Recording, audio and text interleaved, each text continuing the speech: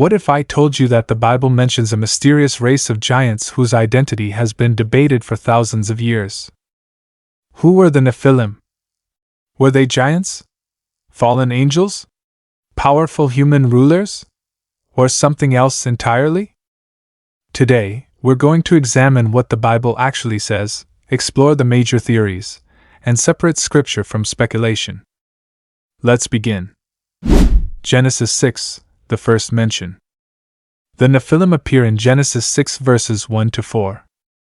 The passage says that the sons of God saw that the daughters of men were beautiful, married them, and the Nephilim were on the earth in those days.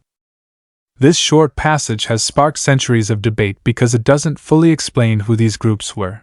Theory 1. Fallen angels. The oldest and one of the most well-known interpretations is that the sons of God were fallen angels. According to this view, these angels rebelled against God, took human wives, and their offspring became the Nephilim. Supporters point to passages like Job, where sons of God refers to heavenly beings, and to Jude and 2 Peter, which describe angels who sinned. However, others note that Jesus taught angels do not marry, leading many Christians to question this interpretation. Theory 2. The line of Seth. Another common interpretation is that the sons of God were the godly descendants of Seth, while the daughters of men were descendants of Cain. This view says the passage describes faithful people marrying those who rejected God, leading to widespread corruption before the flood. This interpretation avoids the idea of angels producing human offspring. Theory 3. Powerful human kings. Some scholars believe the sons of God were ancient rulers or kings who claimed divine authority. They took many wives and abused their power. In this view, the Nephilim were mighty warriors or famous men rather than supernatural beings. Were the Nephilim really giants?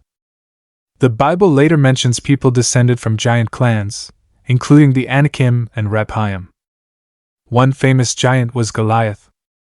However, the Bible never directly says Goliath was a Nephilim. Did the Nephilim survive the flood?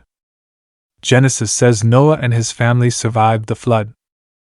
If the Nephilim existed before the flood, how do giant clans appear later? Some believe a second angelic rebellion occurred. Others think the later giants were unrelated people simply described as powerful or unusually tall. What can we say with confidence? We know the Nephilim are mentioned in Scripture.